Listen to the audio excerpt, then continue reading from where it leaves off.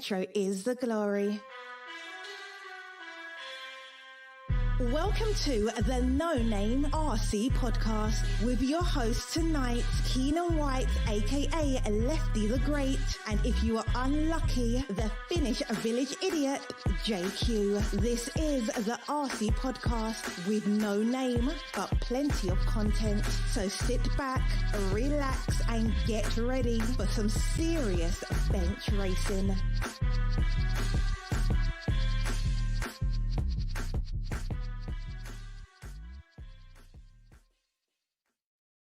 Yes, indeed. Nitro is the glory, but buggy pays the bills. What's going on, everybody?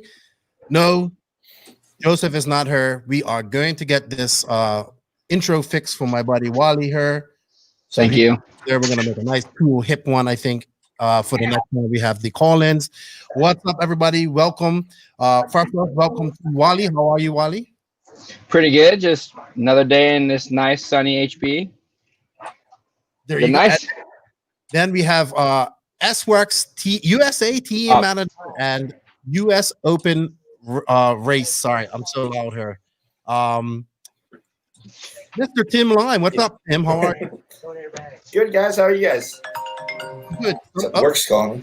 Work's calling already. What's up, everybody? Yeah. Hey, please, everybody, share this. Let's go. Let's get this. Let's get some people watching.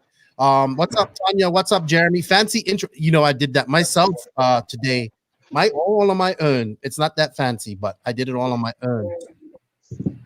Somebody got me on speaker? One of you guys got me on speaker? No problem. Hey, so anyway, what's up, everybody? Hey, someone's all cut. It's like all cutting out. Who's cutting out? Am I cutting out again? You are. What? Yeah. Don't start this bootleg wireless already. Oh, but it's good. It's good. How do I sound, everybody? Am I okay? Okay. Maybe it's good here. Maybe I got the bootleg wireless. Can you hear me? I can hear you. Yeah. I got you now. Now we're good. All right. So you have the bootleg wireless today, right, Nick? Maybe. It could be possible. What's up? Maybe I'm the bootlegger. All right, cool. Hey guys, before we go on any further, I just want to shout out and say thank you to all of the NNRC squad that support us. It's greatly appreciated. Without you guys, none of this is possible. This is episode number 99.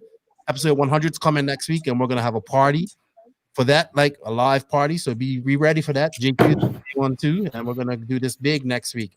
And of course, if he's available, Wallie will be here too. Yeah. And thank you to all of the patrons on Patreon that support the podcast. It's greatly appreciated. You guys help keep these bills paid, and hopefully will help me travel to races next year. So if you want to become a patron, you like what we're doing, drop us. We need all the support we can get. Every little bit helps, and it's greatly appreciated.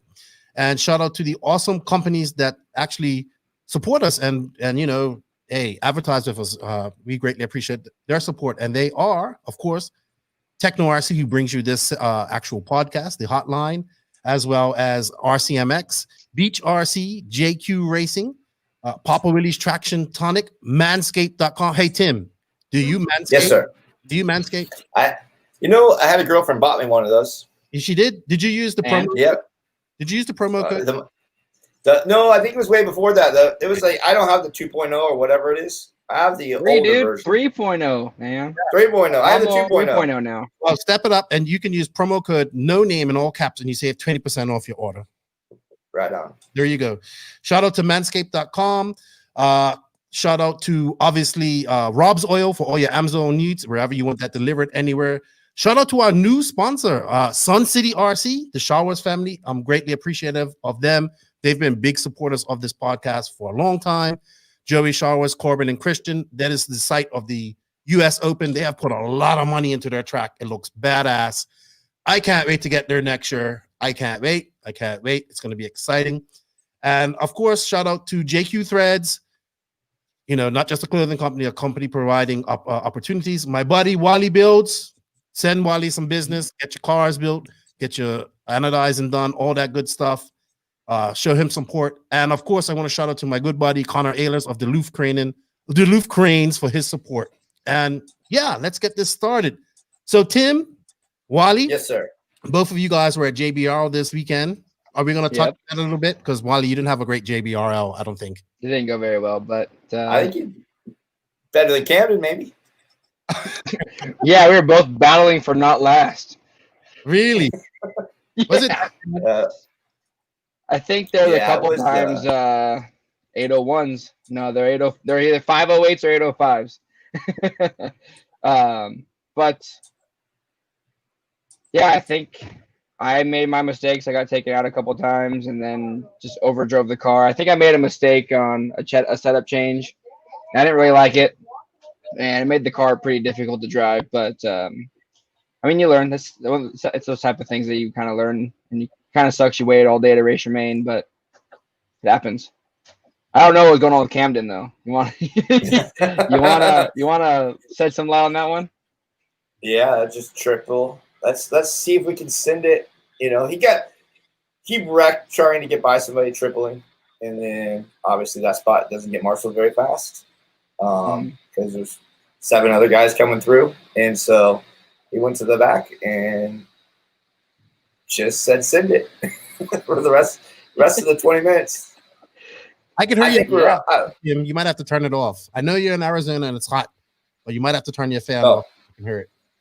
But how was the track? How was Anthony's track? He does a pretty good job there at Palm Desert. How was the track? Yeah, man, track was really nice. The layout was super cool. The dirt, surprisingly, I'd say it was either high 90s, low 100s.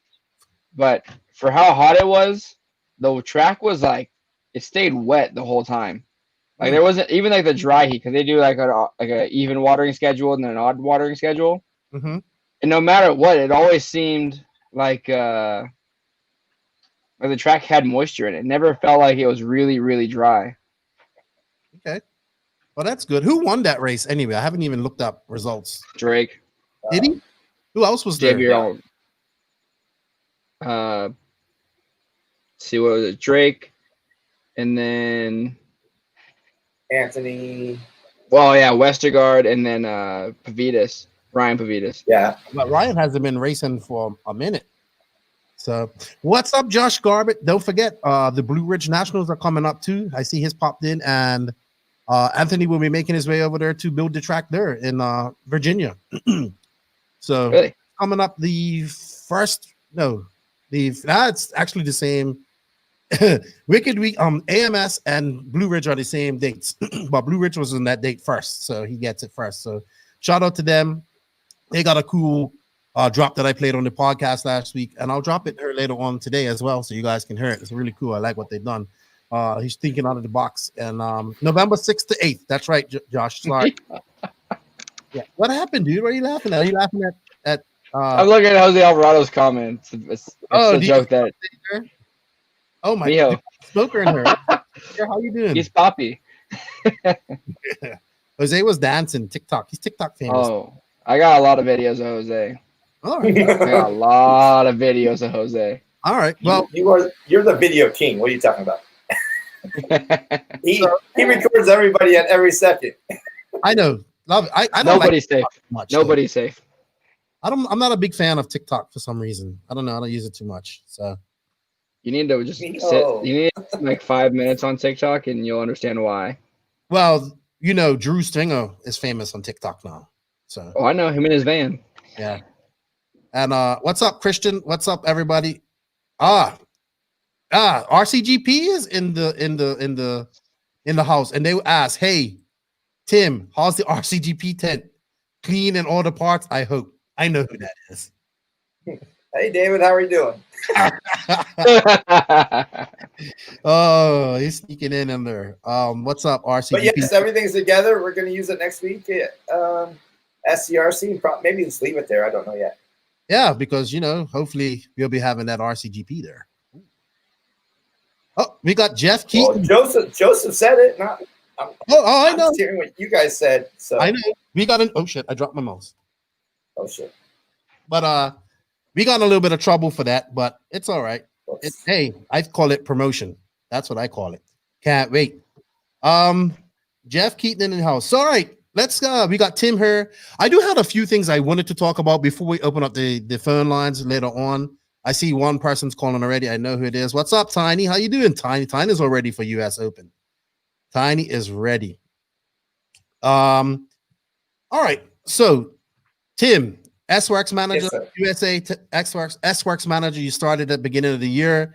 Of course, RCGP is still a thing, Jeff Keaton. I can't wait to have him on next week. Tell us a little bit about yourself, because you come from a flying background at first, right? And this is something that I really enjoy, because this is one of the biggest, flying is the biggest genre in RC, in my opinion. So how did you get into flying and all that stuff and transfer over to cars? Right. So my dad was flew RC airplanes since, I don't know, 1970, I think. And then obviously I started flying. I think I started flying at like 4 or 5 years old. Started racing and flying pattern for many, many years. And then went in the Navy, did the Navy thing for 5 years. And then as I'm coming out, I was sponsored by, at that time, it was Hobby Dynamics, which had JR radios, which Horizon ended up buying out, and then became a JR distributor.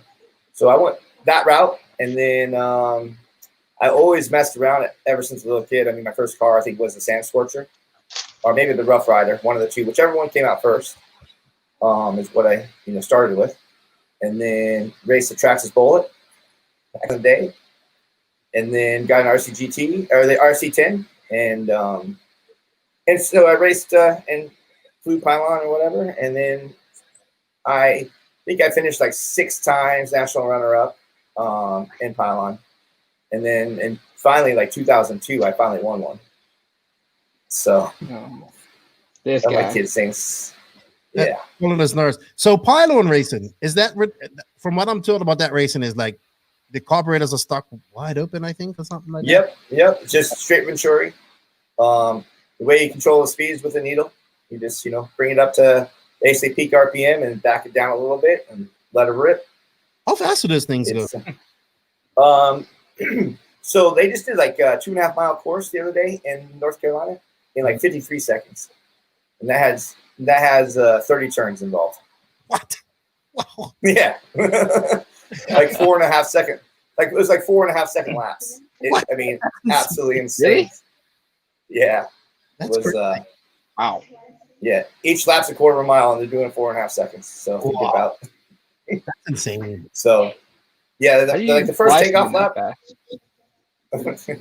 It's actually, I mean, once they get to speed, it feels slow.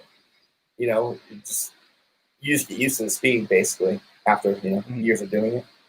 But yeah, so then I basically won national championship in 2002, and then Cam was born 2005. I was getting ready for the world championships, practicing at Nitro Pit all the time, and then all of a sudden Cam would be gone. Like he'd be out there with me at 3 years old or whatever. I'm like, where did he go? And then I would get a call from either like Ross Denny or someone from the Nitro Pit and say, hey, your kid's over here. He's fine. He's just marshalling for us. We'll keep him all day. So Cameron would marshal from like 3. And then I think right at 3, I bought him a tractor slash. And then, set up cones and out in the driveway. And we do lap times and, make sure you get close to the corner. And then it kind of just evolved from there. Everybody's teasing you in the comments, heard Tim. Talking about you flew into a BMW. Yeah. Something. What's that? There's a video of Tim crashing a plane while on Bud Light. Oh. Yeah, we won't talk about that. Into a Beamer, so a BMW. What? Yeah. I'll send you the video, Nick. Oh man, but all right. I think people just don't understand how big flying is, man. Obviously, because Mike Hill, he used to be big into it, and he tells me, and like the shenanigans that he used to get up, like he was like the bad boys of RC flying. I was like, if there can be such a thing, but there is, and there's a big following, and people pay a lot of money to this stuff. And when we stopped to Knoll in the fall, man, I saw an RV, like I just saw pure money rolling in there, like an RV with a trailer just as long as the RV and higher than the RV. It's crazy. Like, so step back a little bit. When I worked at Horizon, I ran the product support and service center for many years. And so, and I had like supervisors under me. So when I got a phone call, it was like really bad. Like, you know, and I would have these guys call and say our radio crashed a $30,000 jet. You know, what are you going to do for me? Oh yeah, it was like that. It was, dude. Actually, you know what? When Horizon back in the day, I watched Larry Stevens write a check to a guy because we knew we were at fault. Right. And he literally wrote a check for the airplane. Wow. So, wow. Yeah, he was the best owner ever, man. I mean, he really didn't own it. Rick owned it, the brother, but you know, Larry was the president, and it was a great company to work for. You know, it's changed a lot since. What's that? How long did you work for Horizon?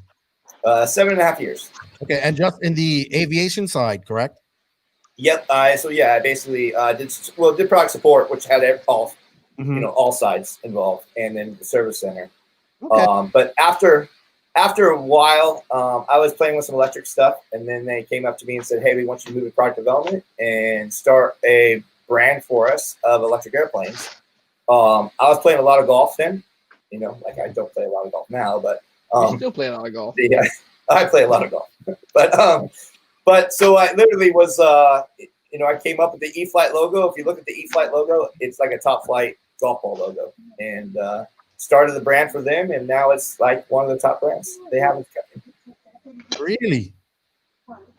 So E-Flight is like, did they do the indoor gymnasium pattern and all that type of stuff too? Everything from little indoor stuff to 6S big ass foam planes and balsa as well. So yeah, I didn't realize how big that pattern stuff was until Mike told me and showed me video from it. It was, you know who else? You know who Mike flew against? Jack Pfeiffer. I know you know Pfeiffer. Oh yeah, for sure. Well, I saw in this video that Mike showed me. He was flying against Pfeiffer in this competition. I'm jealous. I'm not drinking, so it's showing me that XFC.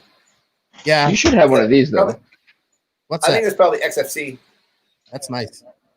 Yeah, cool. Those are good. Yeah, he flew in some. He hit it with some competition in Vegas too, where this guy gave like $50,000 away to the winner and all that stuff. So. Yeah, I flew a TOC as a demo pilot. Okay, sweet. I mean, it's such a big industry. Do you dabble in it anymore, or do you keep in touch with that? The last flight I ever did was into the Beamer. Really? Excuse me. Is that you, Wallie? That was like maybe like just after St. Patty's Day. Okay. Maybe it was St. Patty's Day. Hey, Nick. Joe Zaire Jr. of Ran on the Talent says, I loosened the slipper. The front diff survived. Center diff will be here tomorrow. So we solved. Yeah, I think that was definitely going to be the case. Just, I mean, if you loosen the slipper, it's definitely going to help it. And then the front, I think the center diff is going to help it the most, though. Like, I think it'll help the handling. I think the most. Yeah. And Jose asked, "Where's my beer?" I'm not drinking right now, man. It's been 3 months, no drinking. So, yeah, I feel great. But I'm getting kind of jealous of these guys, 805s. All right. So yes, Tim, you focused on Cam. Cam has gotten pretty popular. You know, he's one of the. Well, he's a young man now. He's not a little boy anymore. He's a young man. His voice is getting all deep and is probably getting to girls now. And he's a great driver. He did well at RCGP last year on the HB. And I know you guys had some difficulties at HB or some different opinions. And then you moved up to SWORKz. You are now the USA team manager. It's not easy. I know, because I'm a team manager as well. So how's that been going for SWORKz? And tell us a little bit about these SWORKz cars. You got Cavallari, Boots, Canas. I think Canas is honestly the fastest guy on these built cars right now. So, but right. Yeah, no, I mean, yeah, we had made a decision. I'll just be point blank because a lot of people probably don't know the story.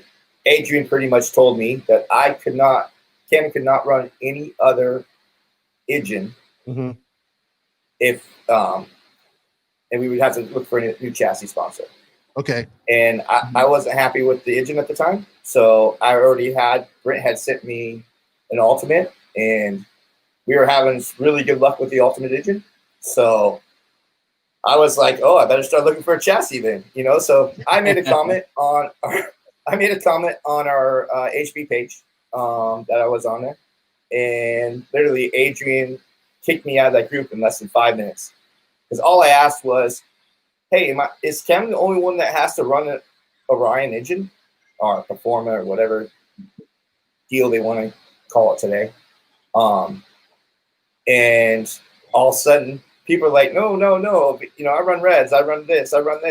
And 5 minutes later, the freaking post is down and I'm off of it. So I was like, you know, hey, it's time to look for a chassis. And I already been in contact with SWORKz a little bit, just feeling around. They actually had sent us a car in July right after Nationals because this is all when this kind of transpired. So we took the car and went to Thunder Alley. And what was funny about that is a buddy of ours that's an engineer for maybe that company, not saying names, but when he came to test the car, SWORKz with us as we were getting ready with the HB. So he was, you know, very helpful, helping us even get that going. But yeah, the car, you know, after RCGP, we met with Max and went to dinner with Max on Sunday night after the win.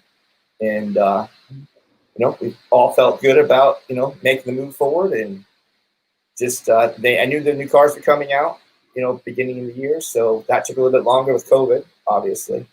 But now we have the 35-4. I drove my own car for the first weekend in like 6 years. And the car out of the box was just like, this is awesome. Now it was last weekend, right? At Palm Desert. Yeah, yep. So I had drove Camden's a little bit here and there, but you know that I just put my, you know, basically stock setup on it and just went and ran it. And it was, I mean, absolutely amazing.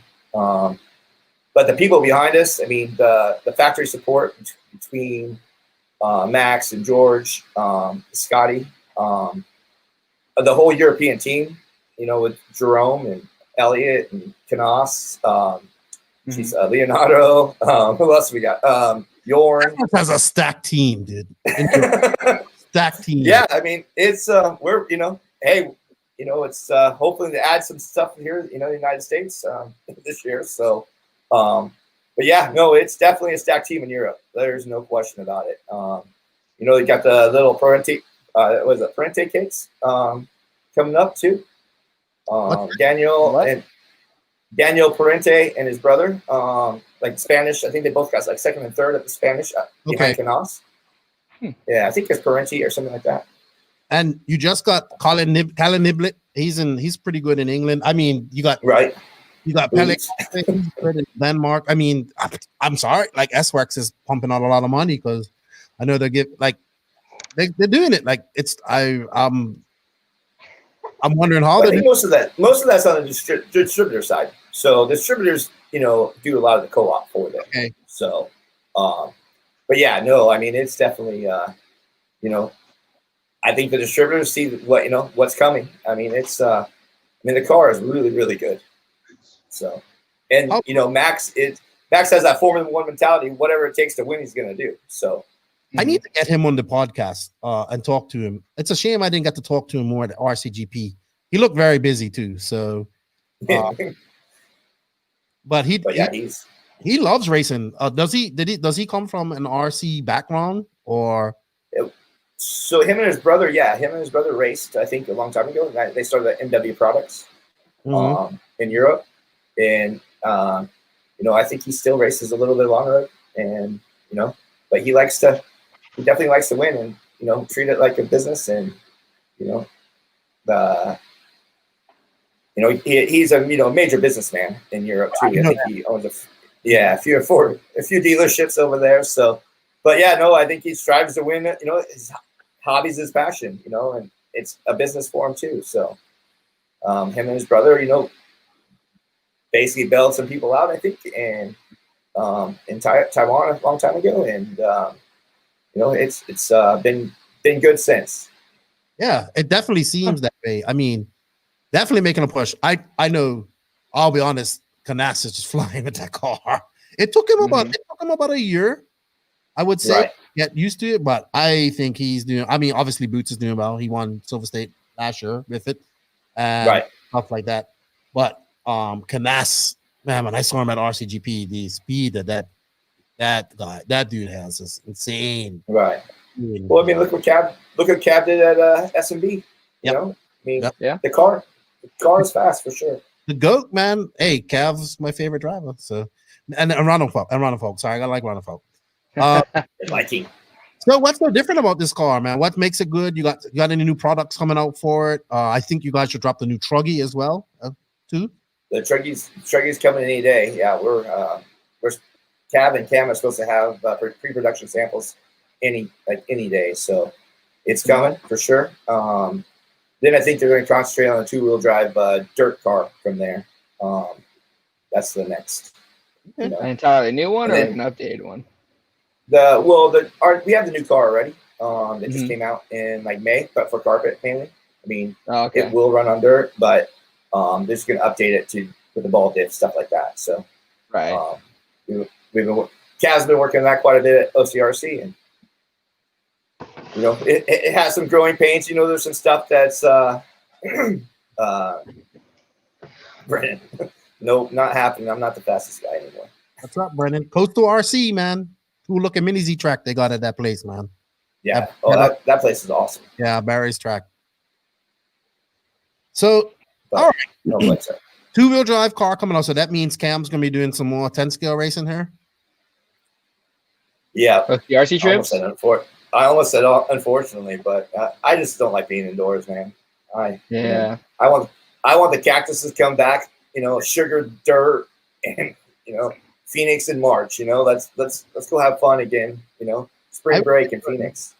I wish they would get back to do some more 10 scale outdoors.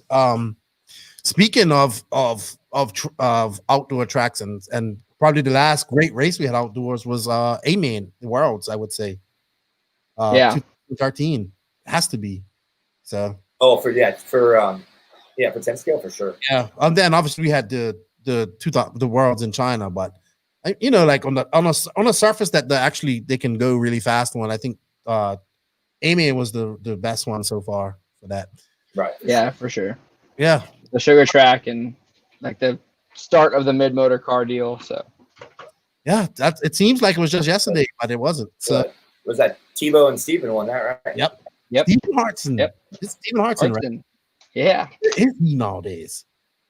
He's I know he doesn't race anymore. I know. He doesn't do it at all. Like, he doesn't even club race at OCRC at all anymore. I think he's got a full on like regular day job type of deal going, and that's the last time I've heard of him. Wow. And that was maybe two years ago. So I don't know where he is now. From world champion to not even racing anymore. That's how RC is, though. That is. Some people just peak. They peak and they're done. I think the pressure too. Everywhere you go, world champion. You know, you gotta be and more stuff. Ricardo Valorio, my boy down here in the DR, Mr. JQ himself. He asks, any new cars coming, or is just more of the same? All I gotta say is watch this space. Ricardo, what's up? Okay. All right, Tim. So how's SWORKz doing? Who is the distributor of SWORKz actually? Is it RC1? RC1, yes, sir. Okay. And which has Pico as well as Pico, and they do Infinity. They did, you know, they're probably 80% on road. Okay. Right, you know, but obviously trying to push more into or making Franco learn how to jump instead of going around and, you know, on a nice flat track. What does Maxi? Is Maxi a part of this as well? Somewhere? He's really good friends with the owner, you know, Franco, who owns it. Maxi and him are super tight, you know, back in the day on road. They run on road together all the time. Maxi just released. Sorry, go ahead. New Vision, yeah. Oh, I was saying Max. I was going to say the same thing. Yeah, Max. You know, Maxi and him. They just released his version of of his engine, which is Pico based. But it seems to be running really well. A lot of guys are. A lot of our team guys are happy. I'm not a Pico fan then, but they seem to be running good.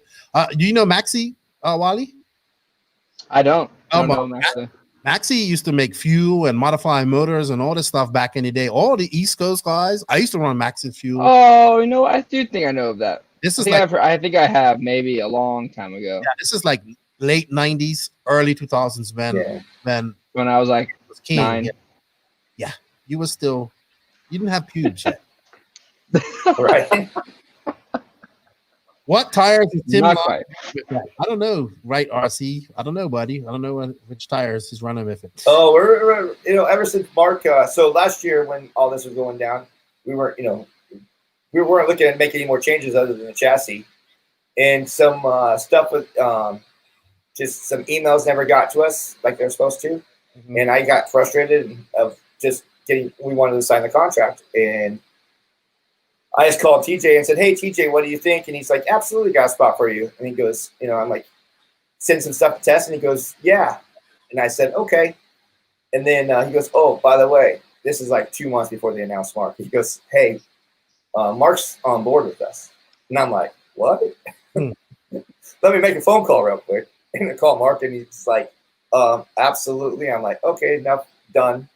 Sign the dotted line. Let's go." Oh. So, but yeah, so we're running hot race tires, and yeah, I mean, I love Mark Kavitas to death. Like, him and I known each other for a long time, and just I respect what he's done in the industry, and just followed him with that. Sweet. And Nicola is passionate too. I like Nicola's drive. From who's the owner of Hot Race, and he wants to win, and he wears his heart on his sleeve, and I like that. So I like absolutely. Charlie Harzer says JBRL was awesome. It was. Yeah. All right. It was probably the funnest race I've been to in a long time, to be honest. Just because Mark was there, and we kind of just joked around the pits. And Wally, the Jose Alvarado dancing on the rock was amazing. It was good. It was actually probably one of the better parts of the weekend. Was Jose drinking lots of Bud Light? He had a yardstick of he went to Yard House Friday night after practice, and he had a yardstick of 805. What's yardstick? I'm sorry. It's how a Yard House does a beer. It's literally a yardstick long glass. Oh. That's Jose. That's a big beer. Esa es una cerveza. That's for sure. And then we had shots for Carlos Arredondo's birthday. So he turned 21. Did he? Oh, happy birthday. Yeah. I haven't spoken to turned 21 on Sunday. Happy birthday, Carlos Arredondo. Nice family there. All right, Tim. So we have the US Open coming up in next weekend, right? Yes, sir. And this is being held at one of our sponsors, Sun City RC. Westgards went on and put in the layout. How did this race come about? And then let's talk about it, because this race has some different features. It's IFMAR style. There's no classes. So all these things that I like. So how did this come about? So one thing I noticed back whenever the first Thornhill Worlds was, Nationals, the outdoor one. Okay. That was Kevin's first national, and that was my first time experiencing ladder system. And so, gotcha. I was just kind of like, man, this is kind of a cool concept, how it's working. And then I got stuck in pit lane for that hour main, and I was like, this is the coolest effing thing I've ever seen in my life. This many pit stops. And, Billy Fisher was like, dude, you got a pit for me. I'm like, what? I go, that's a lot of pressure, So I just really liked that format. And I was like, the U.S. guys never run this format. And only get better on a world level is to at least practice it at least once a year, other than nationals. And so, and then I wanted so they have, EFRA has their Euros, and then we have, our Roar Mats that they can't be at. So the only other race they really can be at with this kind of formula is U.S. Open now. Joey always does 45-minute main. So I just really liked the format and said, okay, let's do it. And now this is, I think, our 6th year doing it. And all right, it didn't start at SCRC, right? no, at Fear Farm. First 2 years were at Fear Farm. One thing I do with the format too, so I do cash payout. Really? A certain percentage. Yeah. That is something pretty cool that happens about that race. So I have a certain percentage, and I have an algorithm. So if we have 450 entries and somebody wins all 3 classes, I will give $5,000 away. There's no question about it. How much? I'm not $5K. Oh shit! Yep. You know, Yeah, win but all you 3 have to win classes though. Okay, you so have to win all 3. E-buggy And right. And so so what we do right now, even at 450, if you didn't win each class, you're going to get $500 per class. Okay. The winner. Okay. And then I have a little algorithm. Obviously, if we get hurt certain number, like I pay $500 right now, $250 to $500 depending on turnout. The minimum I give away is $250 per class. Mhm. But most, I think every year I've done 500 so far. But if I only get like 80 guys, I'm only gonna get $250 away. That's $750 out of my pocket real quick. Right. So, but I mean, this race, you kind of don't want to hold. I know you want a bunch of entries, but you want comfortable entries. How much is the entry fee, by the way? 60 per class. Then I have a couple filler classes just to keep to separate some time wise. Mm-hmm. We do short course still, e-truggy. This year I added a rookie class this year for young kids. And then it's gonna be shorter mains, stuff like that. And then this year I actually I kind of gave into the whole thing and did 40 over. So that's the biggest class at DNC. And I'm like, you know what? To be honest, we spent a lot of money on this race, and if I can get another 30 entries that way, it really helps out. Mm-hmm. So, yeah, for sure. And Cam is mad I'm not doing a U15, but it is what it is. Old guys rule. Under 15? Over 40. What's that? Over 40 plus lives matter. Yeah, he's still 15. He turned 16 in January. Okay. Wow, I didn't realize that. I didn't realize how young he was, honestly. Yeah, he's been around for a long time. Closer to 18. Me too. It sounds like he's 18. His balls dropped a little bit, so but I like Cam. He's good, very young, good young man, and that's great. We're the old mans. They need their class. I don't have nothing wrong with 40 plus. It can be accepted. I just get I think I like that we don't have sportsmen and open, and people get to see where you're at. Like, you know what I mean? Mm-hmm. Right. And 40 over. I mean, like Kenny Brosh does the announcing for it, and he always feels like he wants, if he makes the semi or the final, he feels guilty of calling it because he wants to run in it. Vice versa. He has a smooth sound, so I like him to be in the announcer's booth for the final. So, so I gave him something. Give him something that he can do. He can make the 40 over final. I'll call that if I have to. Okay. Gotcha. Well, that's good. So and Sun City has put in a lot of money. I see Joey, they have put covered pits. They just I think they rebuilt, or they had to rebuild their stand again. Yeah, they had to rebuild it. So it blew over in a storm. So now it's not going to be. There's no question that it won't blow over anymore. Oh yeah, It's built. Well, there you go. There it is. The U.S. Open Fuel Championships. Oh yeah, look at that. Yep, coming up here. Sorry, I should have been better prepared. But yeah, go check it out. I wish I was going to this race, and I'm not, because I think it's a great facility. The Showers family are awesome. I had a blast on there with all the New Mexico guys. I can't wait to get back there, and it's crazy. It's crazy, and we have a lot of fun. Last year, I think they rolled the car over last year during it. I was already gone from the track. Well, it wasn't me, but they were dragging the car by its roof, and then they, all kinds of stuff going on. So they had a good time. Oh my God! And Cole's going there, probably going to be on video. Yeah. Kyle's going to be there. So what's that? Quasi's going to be in the blog. Oh yeah. They are definitely coming full on. Oh, Ryan Reese is going to be there. Oh, There, that's your party right there. That guy Reese is the party. Reese, You're not a real party unless Reese is there. what's up, Yes. Coach Taylor? What's up, Vinny Lafata? What's up, Jason Darlin? Santos Rodriguez has a question. Hey, Tim, what is your prediction on the track surface and conditions with the track already built and being watered?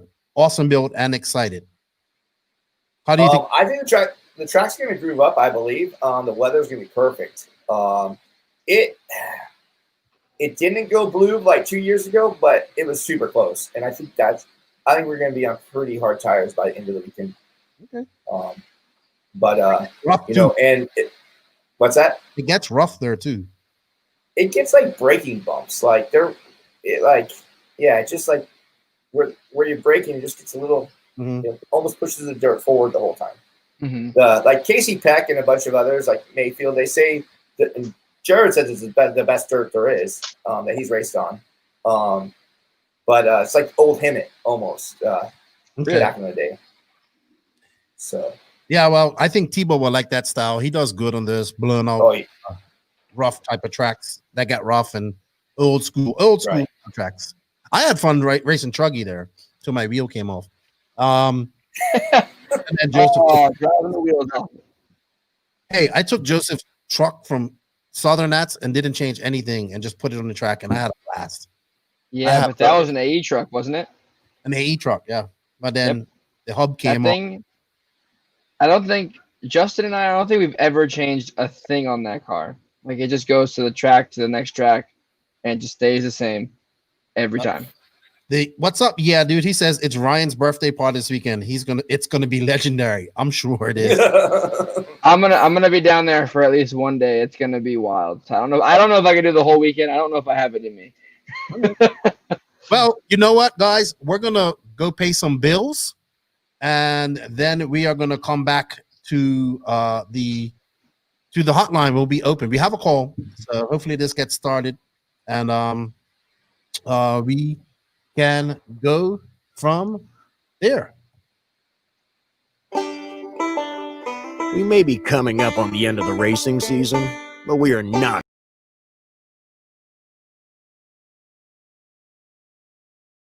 It's time for the Blue Ridge Nationals. November 6th, 7th, and 8th. Impact Center, Louisville, Virginia. Scale Racing Sports and BeachRC.com present the return of the Blue Ridge Nationals, where we race heads up all the time. Classes include 1/8 scale nitro, 1/8 scale electric, and 1/5 scale gas. Friday is a full day of practice, and Sunday. Last chance qualifiers and 30-minute main events for all adult classes. Epic track designed by Anthony Westergaard and Factory Tracks. Badass trophies from Owing Vinyl Graphics and Metal Art. And live event coverage from Matt Olson and Mod Live Media. Plus on-site concessions, free parking, free camping, free indoor pit area, and the largest driver stand and pit road you have ever seen. For more information, follow, like, and share us on Facebook at Scale Racing Sport. Event registration is open now at rcsignup.com. Don't miss the last big indoor arena event of the season. November 6th, 7th, and 8th. Apex Center, Louisville, Virginia. We'll see you at the Blue Ridge. Yes. Thank you to Scale Racing Sports for sponsoring this part of the podcast. Go check them out. November 6th. I know I messed that up. I know I should have. But it's a great facility. Anthony's going to do a badass show up. He's got a lot of dirt to work with, and it should be good. What's up? Salty Joe says, what's up with this G.I. Joe voice? You know what? We got to pay one more bill, and then we go into the hotline. So let's get those calls going. And if you have questions for somebody, now is the time to get them ready. Tekno RC. Tekno RC is a premium manufacturer specializing in 8th and 10th scale high-performance off-road RC buggies and trucks. Visit www.teknorc.com for a complete catalog of their products. Tekno RC.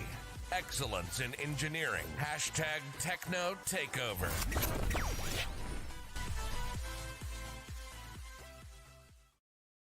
All right.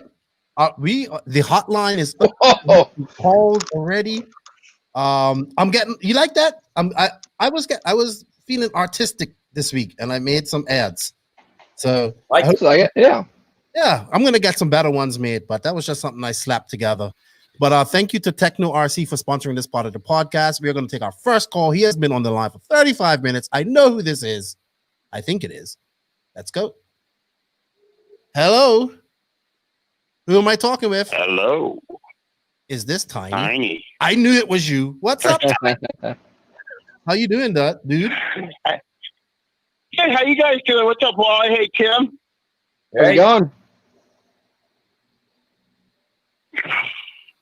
Are we ready for the Open? I am for sure. I just want to get it over with almost. It's a lot. It's a lot of work. You know, a lot of people don't realize how much work it is. Putting on an event like that. And I don't have to do the track part. You know, that's the showers helped me out tremendously with that. So, but yeah, we're ready. Are you ready for the Open, Tiny? Yeah, man. I mean, hats off to Tim because he's been doing this for a long time, the Open, and I remember having it back at Fear Farm years ago, and it was probably, I think, what maybe Tim could probably confirm, our second biggest race every year at Farm. Unfortunately, we lost the track, but I think being now in Texas, more centrally located, I think he's getting it bigger and better every year, and we're getting bigger and bigger names. So he's done his work, man. And I'm just saying hats off to him because it's one of the premier races that we have now in our country, and it's a good time. It's a great track. I love the SCRC, but I do have a challenge for him because a few years back, I think we ran the Open, probably the last one at Fear Farm. And I noticed the last few weeks, he's nicknamed his personal car Betsy. And he's getting Betsy ready. He's getting Betsy ready, and he's been practicing. And I know we're all going to meet this Sunday at our local backyard track to get some practice, a little racing going on. And he's trying to get back into the swing of racing 40 and his buggy. So, Tim, we've done this once before. I think it was 4 years ago. I got a 6-pack of Bud Light. Says you cannot beat me in the 40 and over class. Oh. Ooh. That's a challenge. Yeah, remember, this guy was my teammate 2 weeks ago at our fifth scale race. We had an enduro along with the major fifth scale event. And me and Tim and another guy I don't want to talk about him. And I was half cocked on margaritas, and Tim, of course, was a little tossed on Bud Light. So it wasn't the greatest turnout, but we had a good time. But 6-pack, who does better in 40 and over at the Open? Right. That's a challenge. You heard it from the. I'll get you a bottle of margaritas. I got a bottle of margarita for your 6-pack of beer. So they sell margaritas in bottles. I said. Yeah, you can buy it like at Costco. You get a pre-made margarita at Ice. Interesting. Yeah, got a funny story about that. I'm pre-made, man. Wow. I already got 2 gallons waiting to go. I'll probably buy more when I get there. Oh my gosh. But yeah, no, you know what? That was a really fun race. Like Sean and I were doing great with the truck. Him and I never broke it. Like we gave it to the sportsman guy, and like it was his truck too, the sportsman guys. But like literally 6 turns into it, he would break it every time. Like, wow. So we fixed it there. It was like you had to do 20-minute segments, and so we'd be fixing it for the 20 minutes while he runs, and then Sean and I would go run again. And then he took it again for his last segment and broke it again. Like, but it was a good time. Pit stops, you take a shot, says Cody Shot Taylor. stops. Yeah. Pit stops and shot stops. Yeah, it was not bad for our first time out with fish scale. I mean, we never ever, neither one of us really raced fish scale before, so it was a good time. I mean, yeah, we had to have a sportsman, an expert. So I guess Tim was our expert and a pro, and I guess I fell into the pro category. So yeah, but yeah, we did really good until our sportsman guy. Every time we got off the and he broke the truck. I felt bad for that guy. It's his truck, and you guys just broke his truck and left him. What happened to your truck? Left Tiny? Huh? Where's your truck? This is a race. Excuse me? Hello? I didn't hear you. I said, where's your fifth scale truck? Who, mine? Yeah. Mine was brand new, man. I wasn't gonna put it in a 3-hour enduro. there was just no way. Plus, on the other hand, I made, like I told you earlier, I signed up for sportsman. I've never done fish scale before. Uh-huh. After the first day of practice, I realized that, man, I'm really pretty quick with this thing. So I just going to move up. And I decided to move past expert and went straight into pro.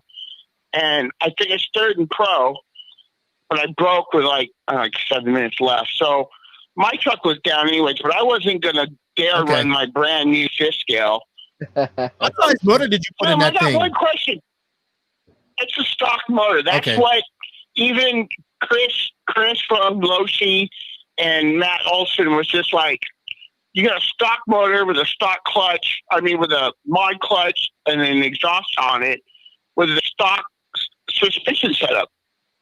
And I still qualified third up with the pros.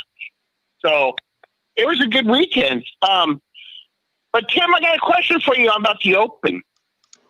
Yes, sir. Why not run Truggy in IFMAR qualifying? Just the way I've done it from day one. That's not ever. Europeans don't run it that way.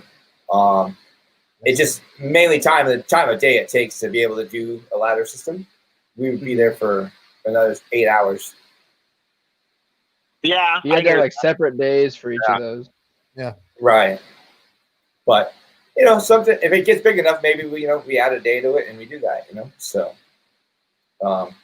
the ladder system special for buggy. That's kind of what buggy's the premier class, so let's have it the premier event and time frame. Sweet, I agree. Good times. Get your stuff ready, Tiny. Get it ready, and get ready for the Open, dude. I can't wait to see. I love following you when you go to races. I kind of vicariously live through you. If you haven't, I can tell. If you're not, I know, and you ain't. You didn't have a good PMB, but you had a good Southern Nats, so that's great. Right. All right. Yeah, we'll see you Sunday. Thank you for calling in, man. I appreciate it. Thank you for all the support. All right, bye. Bye-bye. See you later. All right, we got a few calls in here, so let's go through. Oh, wow. Yeah, I would like to talk to Dude, please. Oh, yes. What's up, guys? It's Dude. What's up? What's up, Chase? What's happening? How you doing? What's going on? Man, I'm doing just wrenching on my car. First chance I got to get some of that palm deck dirt off of it and get it ready. Oh yeah, you had a good weekend Am I at breaking up? JBRL. No, you're fine. You heard a fast car or something in the background. Yeah, somebody's getting a rat over there. oh, I know what that was. I'm in the backyard. I'm basically in my trailer, so anyone that goes ripping by my house, that was a motorcycle that went flying by. Okay, so what's up? Yeah, dude, man, you had a good JBRL, I think. Yeah, we had a good showing, man. I was stoked to be over there with my boy for the weekend and hang out with the friends, CTR fam, the Bluff Boys, and everybody did good. Everybody killed it. Yeah, Rad, man. What's your next race for you then? Next one will be the Nitro Explosion, 2 weeks at Thunder Alley. Sweet. And you got something brewing too. You've been sending me videos and stuff. I don't know if we talk about it real quick. Well, maybe we'll bring you on the podcast to talk about it when you get it done. But I think it's a cool little invention. Yeah, cool for little thing sure. you got going on. We definitely have some. We definitely have something going on, and it's pretty close to getting launched. I'm getting a couple more samples, and yeah, it should be really soon, man. We're hyped. We're super hyped on it. All right. Did you have a question for Tim or Wally, or maybe somebody has a question for me? Very rare that they do, but probably not. No, man. You tagged me in that story, and I was like, oh, I guess I better call in now. You keep threatening to call in, so yeah, I'm glad you did. Well, you guys have a good one, and keep up the great work. You too, man. You too, man. And I appreciate the support. Sounds good, buddy. You don't know. It means a lot. Yep. All right. See you Saturday. Yeah, it's going to be wild. All right. All right, bud. Later.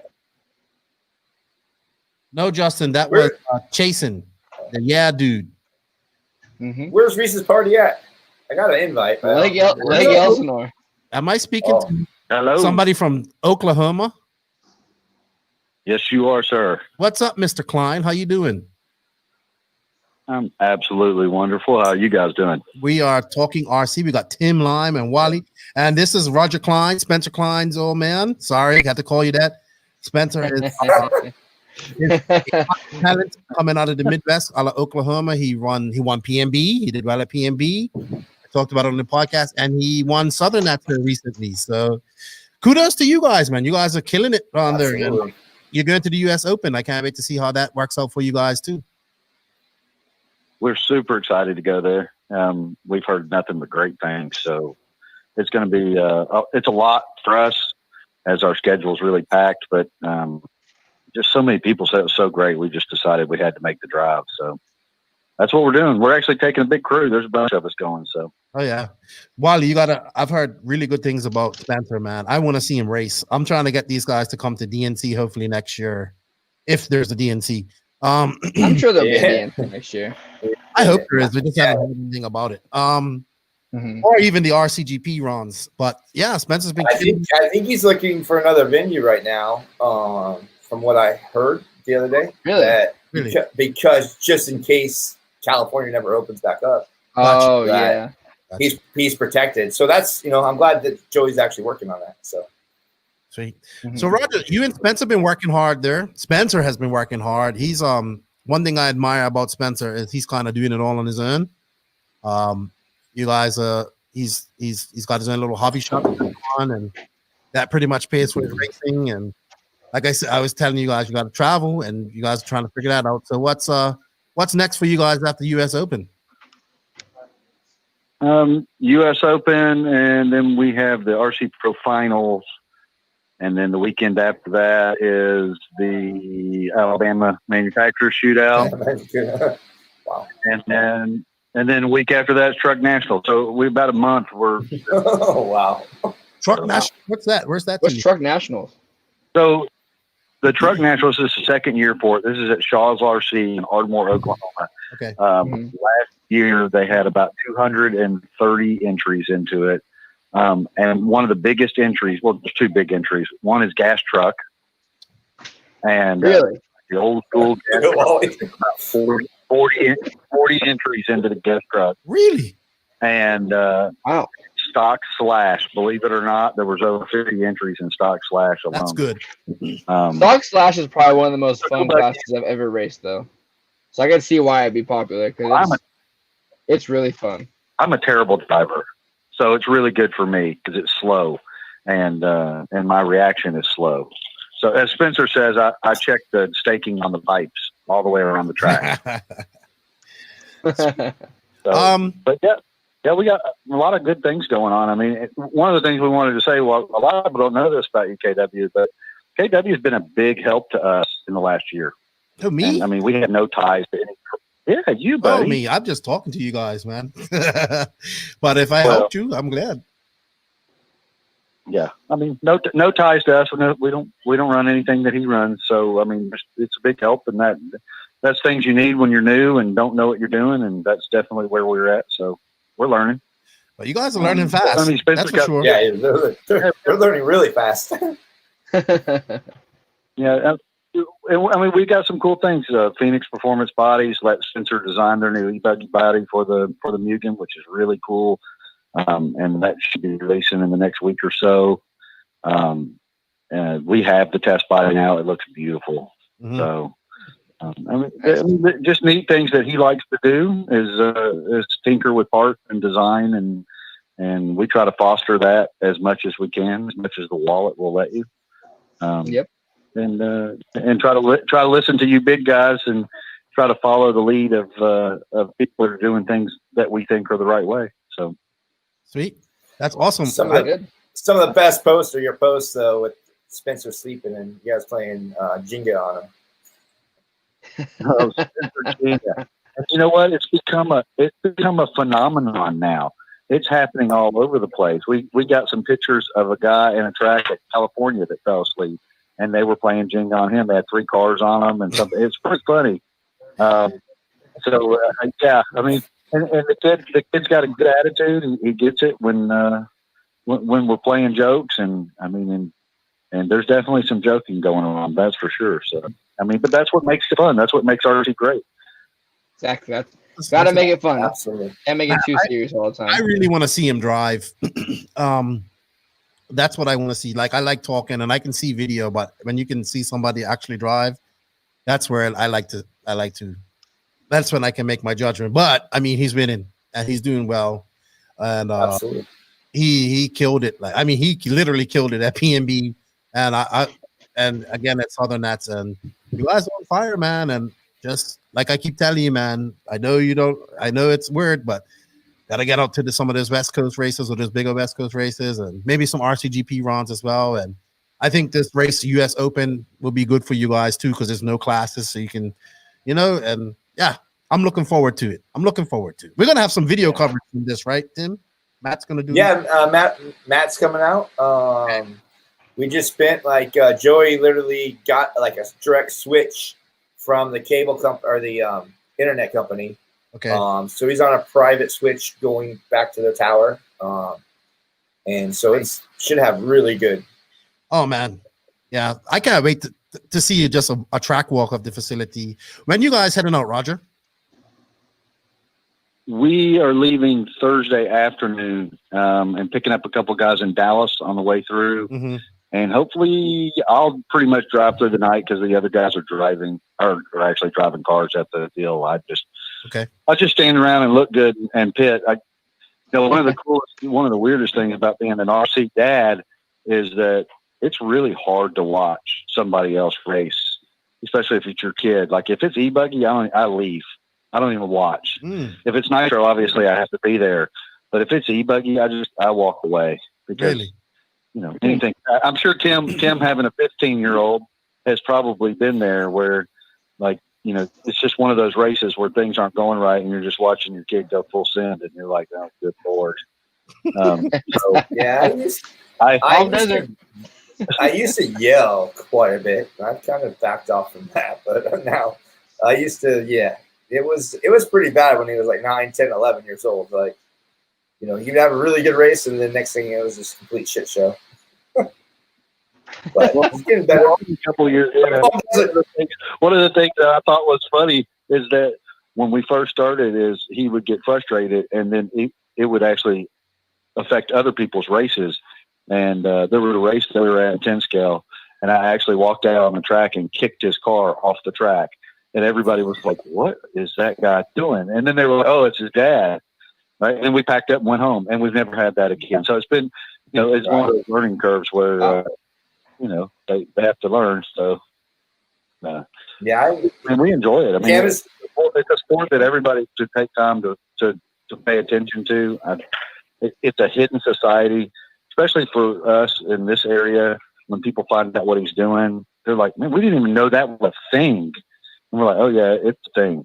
So, what you're doing here on a podcast hopefully grows into, people that don't do RC, pay attention to it and maybe get their kids involved and And we need it. We need more kids. We need more young. Yes, RC is for old guys. We have the money, and I have nothing wrong with the 40+ class and all that stuff. But we need, I'm big on the youth, man, and we need to promote these guys and make a bigger deal of them so they can stay interested as well, in my opinion. Absolutely, that's one thing that Max, I don't know if you really don't follow the SWORKz page at all, but Max always posts the kids stuff up. Like, I agree. That's the next people buying your cars is the kids. So you gotta keep them interested and keep social media interested and keep going. Yep, I agree. But Spencer's doing awesome, man. Give them some limelight, man. Yes, the 40+ guys got all the money, but I think we should give these young racers the proper spotlight that they need at these races and give them a real race that they can go, and which they do, but let's make a big deal of it. So I'm all for that, man. Promote these young guys, young racers. They're females and males. So. Good stuff. Well, Roger, there's some really good female racers out there that people don't see. I mean, we see them at the races and we're like, wow, she's really good. So, I want to see them all race each other. Your time. I appreciate your time too, that sir. Was great. And Tim, we look forward to seeing you down there, Wallie. Yes, sir. Next week. Just keep up the good work, brother. Your cars look beautiful, dude. Just absolutely beautiful. So, thank you. But KW, like always, man, appreciate the time and that you always give us when I have questions. So, you guys need anything from me, let me know. If not, y'all have a wonderful night. You too, and thank you for your. You too, man. And good luck to you guys at the Open. And tell Spence I said hello. I'll do it, sir. Thank you. All right, bye. Wow, we have a few more calls to go. We have another Phoenix caller. Let's see who this is. No idea who this is. And good evening. You are now live on the No Name RC podcast. I mean, the NNRC Hotline, brought to you by Tekno RC. Who am I talking with? Talking to Kendra Moss. You calling up to talk to you? I had to say. Oh, it was Ken. Oh, what's up? I'm out. Obviously, Matt's going to be tiny because he's got the master mechanic behind the car. He's got the master of the car. Who's that? You? Oh man. Dialed. No, that's me. I'm secretly going there to wrench for him. Oh my gosh! In the beginning of the podcast, Tim Lime stated, right? He stated that the car was a box setup. That is false information, guys. Because that's some false information. Oh my gosh! I didn't realize you were still 15. Say what's up, guys. I'll just call and say what's up. Well, thank you for calling up. What's up, buddy? I can hear you. I gave you a compliment. Your voice is definitely deeper than the last time I talked to you. So slightly dropped. All good. Yeah, man. It definitely did not just get way deeper all of a sudden. But yeah, you guys have a good night. All right, you have a good one, man. Take care. Thanks for calling in. He thinks he worked on Betsy. Betsy works on herself. You know what? That was Becky. I don't know. Is it Betsy or is it Becky? Betsy.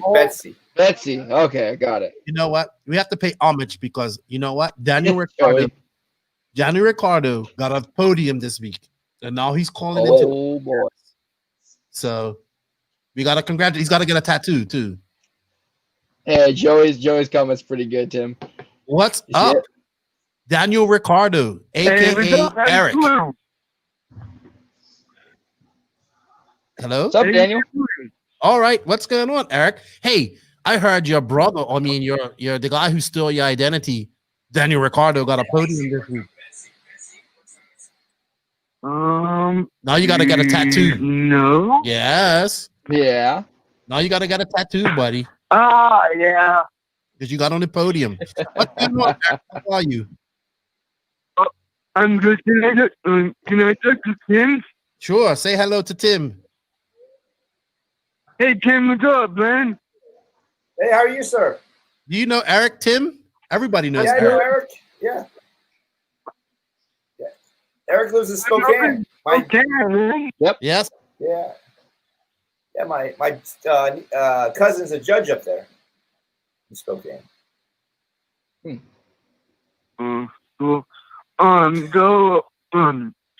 How's Camden doing? He was just on. Yeah, he was just on. You didn't hear him? He was teasing. Yeah, he was talking about how he tries to wrench on his dad's car. Oh, that's cool. All right. Hey, Daniel Ricardo. You're gonna get a tattoo of the No Name RC podcast on you for your podium this weekend. Yep. You should. Right on your back. Big one. Yeah. Full size? Yeah. Full size? It's gonna, just a logo? All right. Cool. I didn't. Thanks for calling in, Eric. I'll talk to you later, right? Yep. All right. Bye-bye. Later, number one, bye, pro. buddy. All right. Bye, pro. SWORKz, bro. Eric. SWORKz, bro. Eric. All right. We got a couple more calls to go. Hold on. 805. Why am I not talking? 805 break. Cheers. What's up? We have another caller from Washington. I know who this is. What's going on, Ryan? Hey, kid, how's it going, man? I'm all right. Are you ready? You guys got a race this weekend, NCT. Yeah, I'm actually breaking into the engine right now as we're talking. So that was me last week. Last week.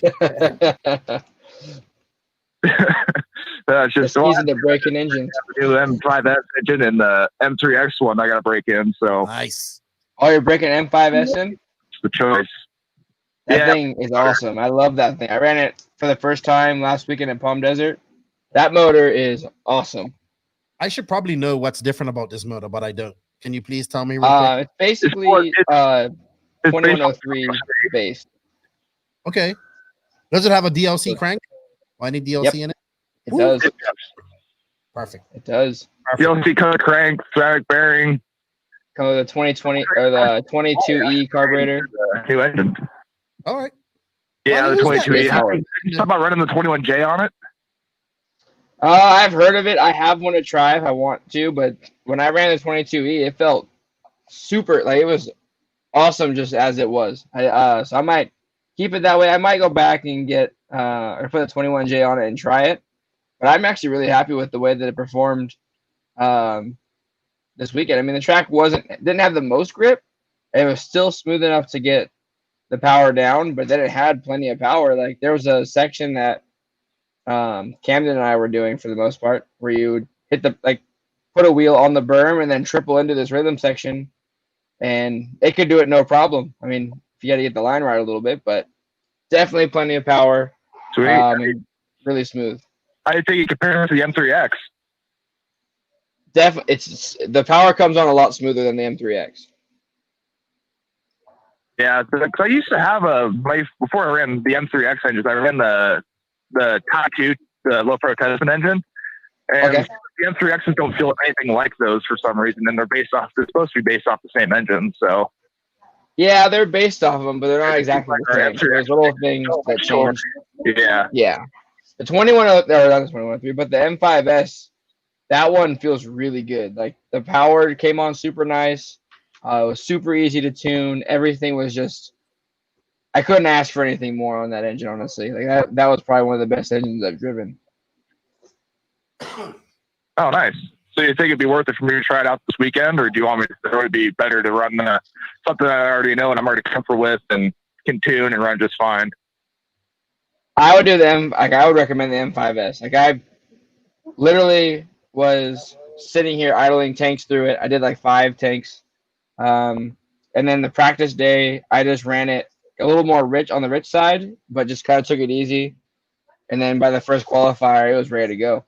It was fast. It was getting good mileage. I mean, I couldn't ask for anything better. All right. So I'm on tank 2 right now. So I still got quite a bit of time left before this thing's ready to go. Yeah. I mean, I broke mine. I broke mine on Thursday. And then I had a couple tanks while I was there on the track on Friday, kind of getting set up with everybody else. And then I think about 4 or 5, I did the couple tanks on the track and she's ready to rip. Nice. Now, do you run like 5 tanks and then you go out directly to the track, or do you like run kind of like the Drake's old school method where you like idle 4 tanks and go out and run like quarter throttle, half throttle, 3/4 throttle, so on and so forth? I just start doing things on the track. So, yeah, I'll do like 4 to 5 tanks, just at an idle, and then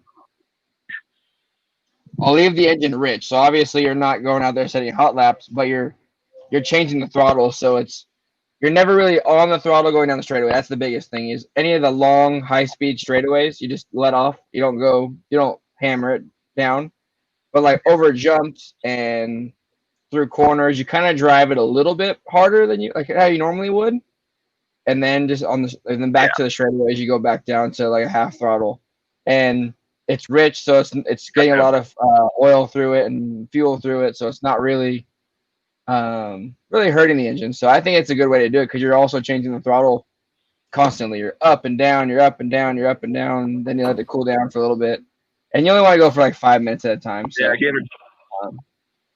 I think that seems to be the way that I've been doing it. I like the results so far. Nice. I've always just done like Drake's method, and it seems to work well, but it just takes forever to do it that way. Yeah. But with patience comes good reward, though. That's for sure. I gotta get me a new engine too. I think. Right. M5S. Man. I gotta get me an M5S. And, you guys would not like my break-in method. What? You just hammer down, don't you? Off what freaking Wallie's saying. Yeah, I know how Tim does it. Tim's like, lean that thing out. First take, let's go. Well, so my airplane engines had no carburetor, right? So how do you think they run? So I'll just put a car in a starter box and run it at 3/4 throttle for a tank or two. I've heard people doing that before. So send it, man. Just like, I mean, you think about that piston going up and down, Yeah, I mean, I feel like as long as you're not like heavy on it, like you're not killing it the first couple tanks, it's gonna be either way you do, it's gonna be fine. Yeah, a controlled madness, not run away. Right, and not just letting it. Yeah, definitely not run away. No, like almost 4-stroking at like 3/4 throttle, so you can hear it like popping and detonating. Yeah, and then no, I mean like you can run.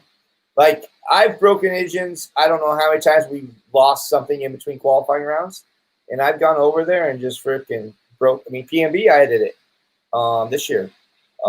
We lost an engine between the first and second round, and I freaking just put it on the bench and let it rip.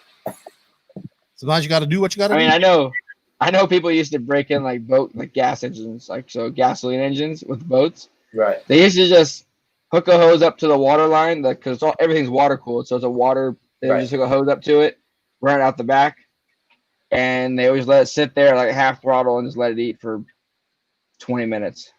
Yep. And I was like, "Is that okay? Can you do that? Like, it's literally no load on this thing. Like, you can.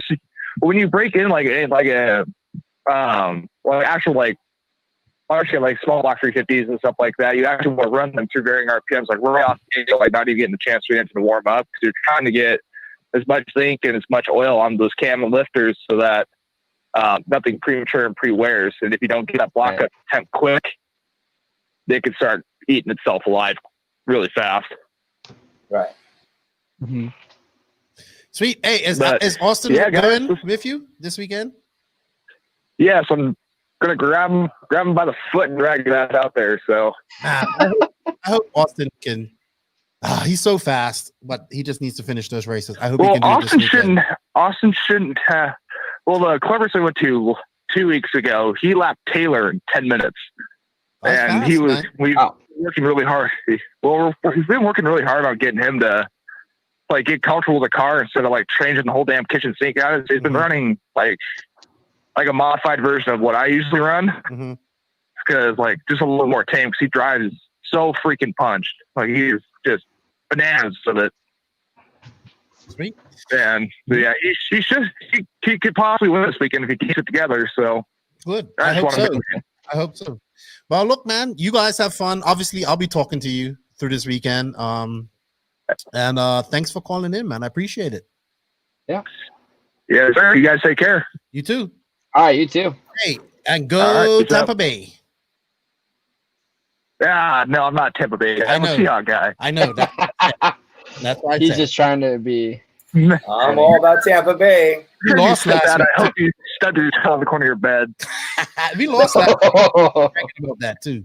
All right, Ryan. Talk to you later, man. Have a good one. All right, peace out.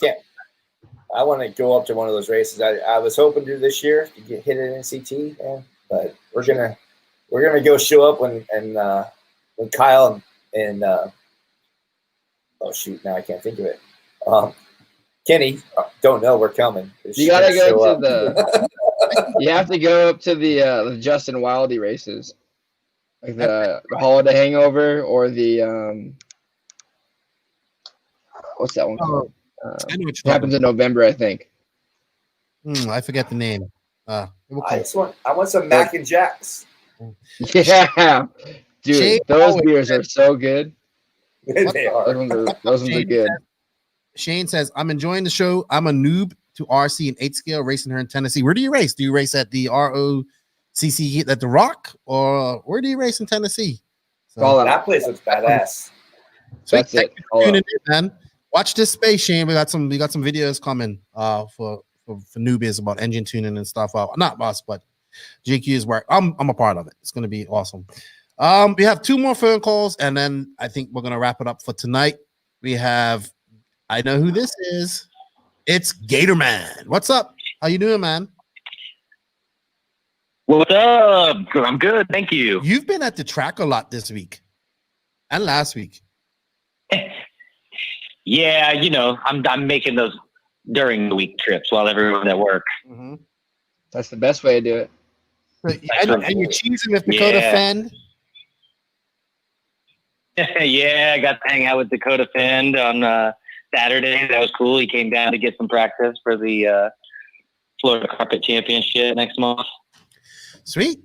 And he's staying there for a little while because he's going to do mod and all that stuff.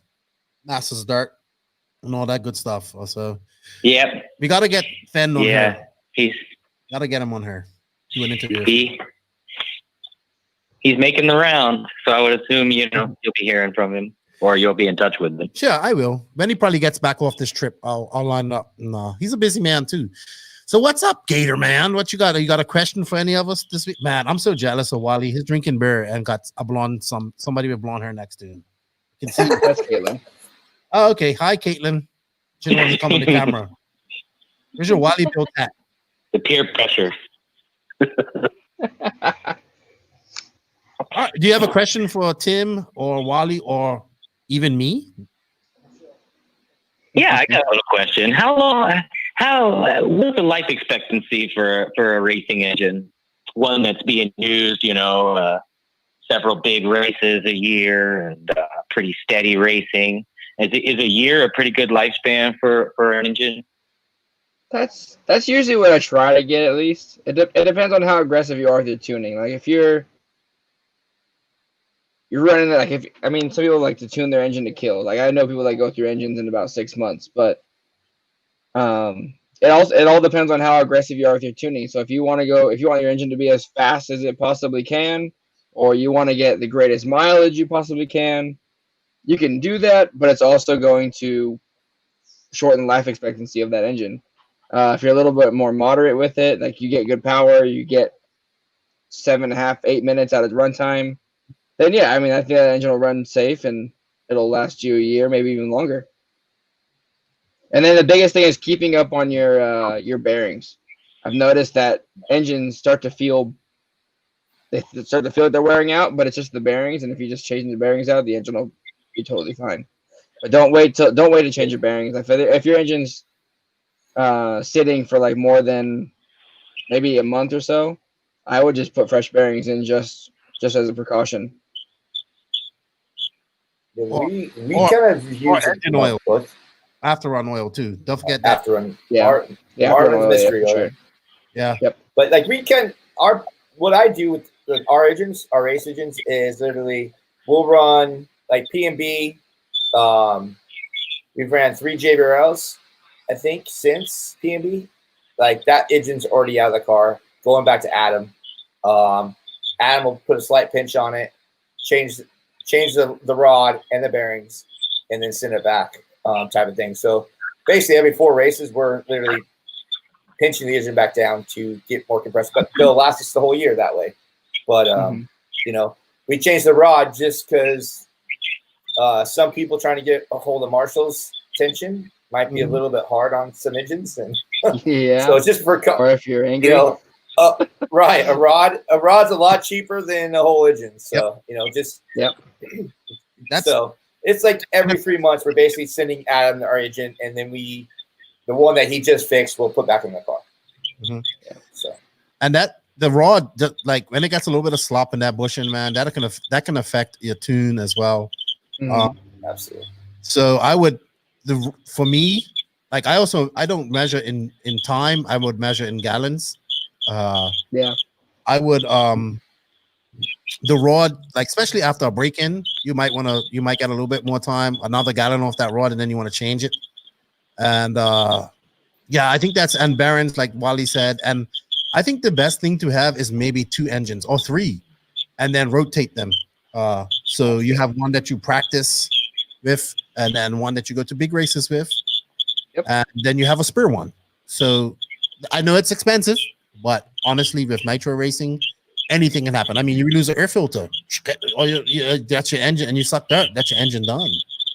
Or you know, the head comes loose, and just anything can happen. So, I would, you know, just and then when they get a little bit no compression, like just get a pinch on them, and then throw another rod in there, and then go and just run it. I mean, they don't last forever, so but they do last a lot better than what they used to. So. That's good. Shane, don't be too worried about 2 to 3 engines. That's like if you're racing a lot, you can definitely do this whole thing totally fine with just one. Okay. You don't need to have 2 to 3 engines all the time. That would be my thing. Don't get discouraged. I'm like, I don't have 1 knife. I have 5 just in case. You know, you never know what's gonna happen. For like what I like to try and do is do like a practice engine and a race engine. That's probably that's probably the best way you can do it, I think. He says 2 to 3 engines. My buddy Shane. Well, I used to race a lot, and but I would always want to have a backup engine for sure. Yeah. So backup engine for sure. That's a good way. Running 1 engine, you can do it, but it's risky because you lose an engine and now you're out. So well, Gator Man. Hello, are you there? Hey, I'm here. Sweet. I appreciate the info. I appreciate your support, man. Hey, have you guys ever seen Mega Truck Racing? RC? Is that like mudslinging mud trucks? Yes. You know who does that? Colin Branch, right? Colin Branch has made mud trucks. Into that. He made personalized mud trucks, and he got into that. I don't know. He hasn't done it for a while, but I think there are a group of people doing that. He would be the one to talk to about that. Colin Branch up there in the Pacific Northwest. For sure. He's definitely it's really mud truck race series, and I know it was really awesome. We need to get watching a damn series on that channel too. I don't know. We gotta become popular. I guess my interview with that lady didn't go well. I guess there's not going to be an RC reality TV show. I did an interview a few months ago. Oh, I remember that. Yeah, I appreciate it, you guys. Thanks for taking my call. Thank you, Chris, and thank you for the support. And be careful. There's gators and there's anacondas and everything else that can kill you down there in Australia. I carry my machete with me. I'm ready. There you go. Best weapon you can have. He's on it. All right. Talk to you later. All right, guys. Peace. All right. We did have a couple questions before we take our last phone call. One was from Chris Trudeau, and this is for Tim. He wants to know how has the transition been to team manager, and is Camden the most difficult to work with? No, it's been definitely enlightening. It's hard. What's funny is, you know, and I probably been guilty of this too. I kind of talked to Adam about it this weekend. Was like sometimes these guys think their discount, like the percentage of discounts as a team manager, is ridiculous. First of all, like some companies raise their retail so high, but they'll give you 75% off. But the retail's 3 times what it is. So they're really not a 75% driver. You're a 50% driver. Yeah. Yep. Just sounds you know, pricing. Well, that's how they get people because it's, you know, you're 75%. Yeah, you know what? You're a freaking 50% direct customer. No offense. And I hope I don't offend anybody by saying that. No, I know exactly what you're talking about.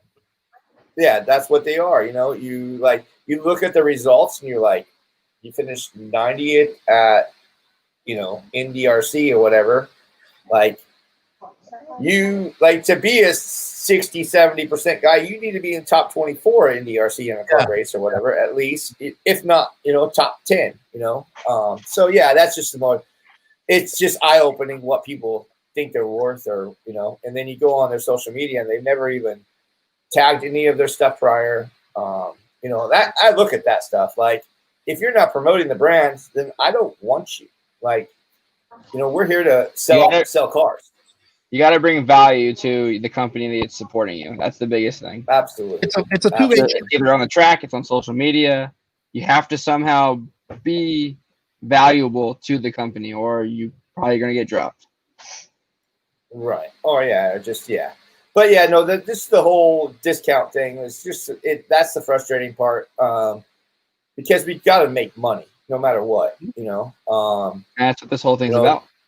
Right. You know, it's I mean, I like to give anybody, you know, a good discount, but when, you know, like companies, you know, Z or whatever you want to call it, you know, I know they like last year went like a bunch of 60% guys. You know what? That's only because they raised the retail. When a caster block costs $75 still, you know, like, well, you're really a 50%. You're a 50% guy at that point, you know. So I don't know. Yeah, and our rant is that when you tell somebody, "Oh, well, it's 25% off," they're like, "Well, I want 50." Well, that is more than what that guy's getting at 50%. You know what I mean? Absolutely. That's what people don't look at. And I try to tell people, "Hey, look at the retail of this part, and then look at where we're at. It's going to be the same part."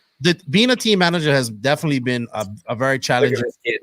I mean, look, I just had I personally got involved with the children, with racers and get involved with them. And so when they leave, it upsets me. And I've learned it's okay to be upset. So, you know, it doesn't mean I'm not going to be friends. But I mean, you lost one this week. I thought it was like a JQ guy for life. I know. Shout out to Ashton. I was upset about that. I told him to wait. He didn't wait, but I get it. I understand, and I wish him all the best. Am I upset? Of course, yes, but it's not much I can do, and I just wish him. And there's a company right there that I just tell you about what their retail is. Yeah. To discount percentage. They're paying more. I shouldn't say the name, but their drivers are paying more money than anybody. I know, but I mean, I've come to the conclusion that we're like this. Someone said it. JQ's the Sauber of RC, and I like RC talent scout sometimes, just scouting talent for everybody else. Or this is the best analogy I've come up with. It. I'm that guy. You know, you see that girl at the bar. And just hot, and you go up, you start buying the drinks, and you're talking to, you think, yeah, we're connecting, and then here comes in big dick pretty boy and takes away from you, and then you are there all this night, and you're going home empty-handed because somebody else is going to go. But this is how it goes. We just have to change things in RC. Period. Once we change things in RC, things will be better. Yeah, I think there's a lot of things that we could change too. Like from race formats to the way sponsorships are done, like. We need to get rid of. I think there's a lot of things that we could change and make this better. And I'm hoping. We got some stuff going on for next year for Wallie builds, but I think 2021 is going to make something happen like that. I think so too. Can we rant on that real quick? What's that? A roar or formats? Yeah, roar. Like I was in a meeting with Roar saying they're not going to have any nationals. at all this year. And they had an on-road Right? match this week. Yeah, like Jeff's favorite thing in the world is on-road, right? And they screwed the guy who won GT. They screwed him out of What's his that? the Dominican His guy. tank was over. Right. His tank was over. But he won by 6 laps. And then he said they didn't tech his tank in front of him or whatever. And I don't know how the rules work, but let's be honest. Look, either Raw needs to like do something or get out and let somebody else come in and do it. You know what I mean? Because it's you can't expect to do your job well if you only do it once a year, you know, or whatever. I don't know, man. I could go on about Raw and IFMAR and all that stuff till I'm blue. But I will say the new competition director at Roar is trying to make headway. I will give him that. He's been awesome. Who's the president of Raw? Is it Chuck? Is it the guy Kleinhagen or whatever his name is, or is it the guy Jeff Parker? I'm confused. No, Jeff is just on the competition director because he's the IFMAR president. Okay, so it's right. He's IFMAR president. Right. But yeah, no, like, what was that? He wouldn't reply to my request to come on the podcast because we started that little Lefty for IFMAR thing, and then they. I was gonna say, I think you off at us and Facebook some people the wrong way. Huh? I want to say something different, but I had to like back out of it. Right. But yeah, no, it's like. No, I didn't hear what you said, but I don't know. I'm sure you'll tell me. Yeah, I don't know what we're gonna do. I mean, we need to do something.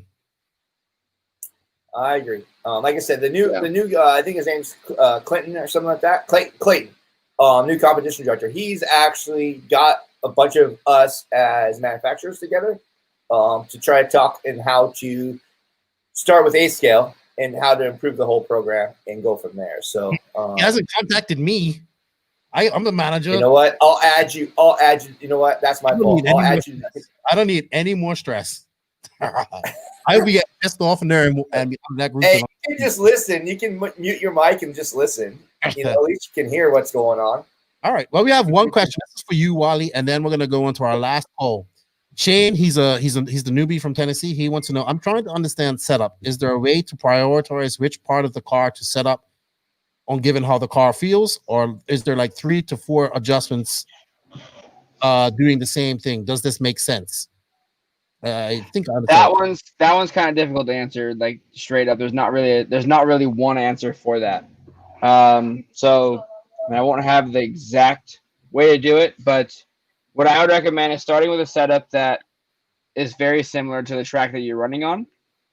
Feeling it out, go out and just do it exactly to what the setup says. If it says, if there's stuff in the notes, you have to run these arms or these towers or these shocks or these pistons, you need to do that. Like, you need to copy the setup exactly to what it says, because every single piece of that setup does something to make that setup work. If you do 90% of that, but you're like, oh, I don't have these pistons, I'll use these. These will be okay. Or I don't have hard arms, I'll just use stock arms. You're not going to get the same result. And then you're going to go back thinking, okay, well, this setup sucks. So start with a setup that's 100% accurate to what it says, and then just make adjustments there. And then, I mean, you could do small changes as far as roll centers with links in height and length. Ride height changes are pretty small. And then one of the biggest things that you this is more for outdoor and 8 scale, because temperatures of a track vary through the day quite a bit. I mean, we were in Palm Desert where if you ran in the morning, it was maybe like 65, 70 degrees. And then by the middle of the day, it was up to like 90 to 100. And then for the mains, it was back down to 65, 70. So the biggest thing is you want to keep the car the same feel all the way through that day, even though your oils are thinning out or thickening up, going up and down.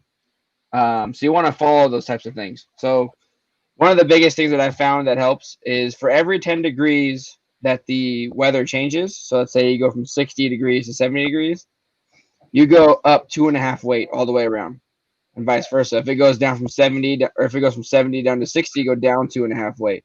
And that'll keep the feel of the car, no matter what temperature, it'll keep it consistent. So you're never relearning what to drive. You have a car that feels I'd say 90 to 95% the same as what it did when it was 65 degrees. So now it's 85 degrees. So that's one of the biggest things I think for consistency. And then keeping up on your diff oils.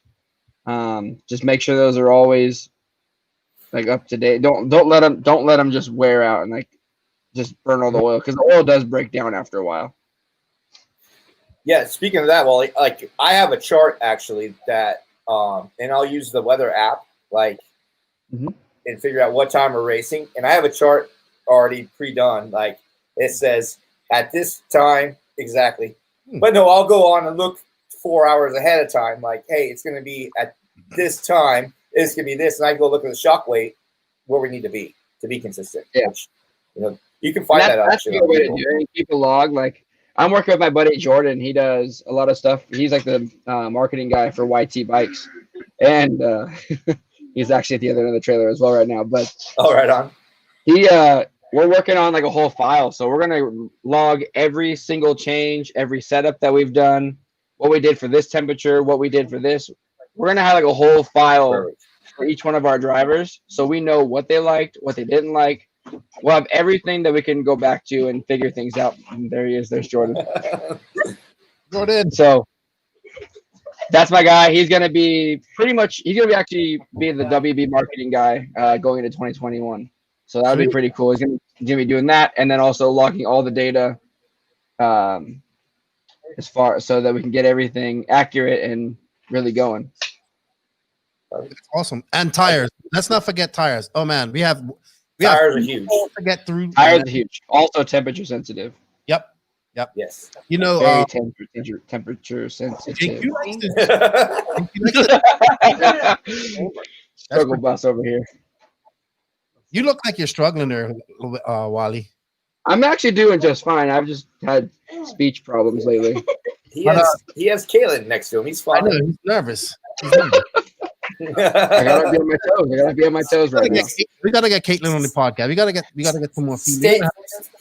I think we should bring Caitlin on the podcast. I think we should do one of your full podcast shows with her. Yeah, I think so. I'm gonna get more female racers on there. Shane says thank you. Keep up, just don't let nobody convince you to do anything else, Shane. If you like Tekno, you stick with Tekno, and you learn that and learn a car. Don't switch too much. Like people always make that mistake of switching, and you gotta stick with a car and learn it. And it takes more than 6 months to learn a car, in my opinion. So the grass isn't always greener on the other side. Exactly, That's just one of the biggest things. Exactly. We have a couple more calls, and then we're gonna call it for tonight. We have Sean Rusin. He's been on there for a long time. What's up, Sean Rusin? What's up, guys? How you guys doing tonight? What's up, Mr. RC? That's your new name. Mr. RC. Mr. RC. He does get that. He's the most well-rounded that I know of. Everything in RC. Except fly. I haven't seen you fly. I do. I'll have to post up some videos. I got airplanes and helicopters. Don't worry. I'm not surprised. What about boats? You got boats? Yes, got boats too. Oh, he's well rounded. He takes it. He takes it. He's well rounded. Yeah, I got a boat. I actually am in the middle of building a BBY Racing 1/6 scale top fuel Hydra boat that I'm trying to get 100 miles an hour out of. There you go. So there's a lot going into that car. Or into that boat. That boat costs more than a few nitro buggies. There we go. Boats. That's what they say, even in RC. Yeah, yeah, that's it. But I'm trying to hit 100 on water and like 200 feet or so, 220 I think it is, or something like that. Whatever the 1/6 scale quarter mile. Maybe we'll 80, but we'll see. We'll see. It's all for fun anyway, right? Yes. Are you nights, dude? Tonight I'm not working, but yeah, normally I am. Today I was down in San Diego on the high rise. But yeah, we'll be back on nights next week for the next 3 weeks. Nights are hard, man. Nights are hard. I love nights. Yeah. Hard. Nights are. It's brutal because 1 week I'll be working nights, and then the next week I'm up at 5 o'clock in the morning going to work. And so it's just, you got to acclimate like within 2 days. You got 2 days to kind of shift gears and get back in it. And then you know what I'm doing in those 2 days. So you know, I'm racing. So like the nights that I'm working all night Friday and then I go race Saturday morning. Yeah, it's brutal. Yeah. I saw it. I mean, I saw it at CTRC. Yeah, it's brutal. Yeah, and it's, you know, I had to bail that one day because I was just fatigued. But this weekend's Yuma, we have our, what is it, NPRC, what's it called? I'm trying to think of it. The Southwest Nationals is what we're doing this weekend. Mm-hmm. So I imagine there's going to be a bunch of people out there. I'm wondering if Ryan Mayfield will be there. I don't know. I know that he just won a drag race. He's been winning over in Arizona. I heard. Yeah. He probably went and pumped a whole bunch of money into his car. There's going to be a lot of Arizona guys at this deal, I would think. So should be cool. I walked into OCRC the other day, and Matthew Willoughby, who's kind of like the local guy there, they're all getting into the drag stuff there because they're building the whole stuff, all the stuff in the back. Wow. And he was there's no belted front tires, I guess. So I've kind of found this out. Oh, really? He was literally gluing the inside of the tire so that it was hard. Mm-hmm. Is that like right, or is that not good? No, you couldn't glue. I don't think you want your front wheels to glue or to grow at the top end, and I think they will, because I've had my front tires blow off at the top end, so they're definitely stretching enough to want to get off the wheel and rip the glue off. So I think that if, you know, going back to ballooning and thinking about ballooning, I think keeping the tire tight is, you know, the more deformation of the tire, the harder the car is to drive, you know, at the speed. So I think, I think that's a smart decision. I mean, I got to see those DE wheels. We had a little test and tune thing last weekend, and Proline came out with their Big Daddies, and Chris was out there with those new DE front wheels. They're kind of tall and they're super thin, and there's like no rubber hardly to the sidewall to the tire on the inside of the wheel. It's on the outside. They make it look like it's actually got rubber to it, but when you look on the inside of the car, there's literally the top of the tread is right where it's glued to there's no sidewall on the inside. Zip. It's an interesting wheel, but they're really thin. I think you kind of skate at top speed. Like you definitely lose a little steering. I think your contact patch is like little to none, you know? Gotcha. But when you're trying to scrub that speed, I mean, now looking at these numbers of what these guys are ETAs, I mean, it's down to tenths, you know, and so whatever people you can getting fast, squeeze man. is what you got to do. People are getting fast. Yeah, they are. And it's growing. They're getting really fast. It's growing for sure. They're getting really fast, really quickly too. It's the people that are getting fast are doing it. You know, they're accomplishing that goal quickly, is what I'm trying to say. You know. Yeah. So, it's made me think about my next build. You know, I was gonna do another rear engine, and now I'm thinking, I don't know, man. A lot of these outlaws are mid, either lay down or stand up, you know, and I'm kind of leaning towards the B6.2D and thinking carbon fiber is the next before Vegas, you know. Oh man. Yeah. Yeah. I even was listening to Tim. Tim's going back to AE or like to short course based car. I was listening to his podcast, and he was frustrated. Got a VP car coming. Yeah. Yeah, that aero car he switched the aero car into a 13.5 just because 13.5 is, you can drive it without even touching the wheel. So, Wally, what are we going to race, Wally? What are we going to race? We haven't made up our mind. Are we going to race 13.5 or mod? If we're not racing 13.5, we've gone over this. Mod, baby. Go. All the horsepower, dog. All or nothing, right, Tim? Yes, sir. Mod. Hey, we're not babying this one. If you crash, it's going to be spectacular. Is that Joseph? Yeah, he says run RC2 format. Oh my God. He's Thanks, always man. going to bother you for life about that, but He has been. No, he has been, Keenan. He has been. Sorry. I know. He was supposed to find out if Lifetime can do it. I haven't seen a message back from him today. So yeah, we've been busy. We've been busy today too. Joseph and I have been working on some things. It's going to be pretty cool when that happens. I Sean, like what Trevor just said. excuse me? I like what Trevor just said. To that. In the comments. Mm-hmm. So, Sean, what is the entry list looking like for Vegas right now? I bet you we're going to hit 200. I think someone is going to walk out of there with almost 20 grand. Yeah, I'm thinking that you're going to be looking at like 18. I mean, at 200 people, it's 18,000. So yeah, you know, I mean, with the amount of people that have signed up, there's a lot of Tyler's got a fistful of sponsors that are in on this thing, and it's going to be huge. It's going to be big. Wow. Yeah, one big giant party for a couple days. And the NNRC is a sponsor of this. Woo. Yes, it is. Yeah. Thank you for that. That's going to be awesome. No, I think we're going to do I was talking to Tyler. I'm thinking about maybe doing a drag racing specific show once a month with you guys. And hopefully get some of these guys on here talking smack and get some call outs going and all that type of stuff. So I'm loving it. Arizona's always fast. I know. What happened, Tim? With the imagine that Arizona. Oh, sorry. I said Arizona's always fast at everything in RC. It is. It's on fastest. But They're all right. They're all right. Right now, though, right? The fastest car is out of Oklahoma, isn't it? Right now. I think so. Dibs. That sounds familiar. Yeah, Dibs. I don't know, man. There's a lot of fast guys in Arizona. Dibs is making loop. His gave up off-road racing altogether just to drag race.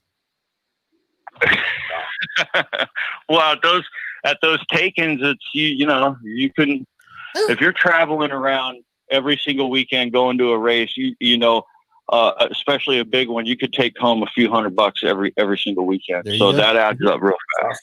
Right, for sure. We came out with the speaking show for that. Huh? We came out with our own speaking show for drag racing now. Really? Exactly. Yeah, it's called the DRK. Really? Yeah, it is definitely drag racing based. Colin and Willie worked on it. Yeah, it's pretty insane. Awesome. On off. Yeah. You gotta build Wallie. You gotta get your car built, man. Stop procrastinating. We'll get one. Get a stock car. Hey, the problem is that nothing is in stock. There we go. That definitely would That's be my problem. That is the biggest problem I'm having right now. I have everything to build it.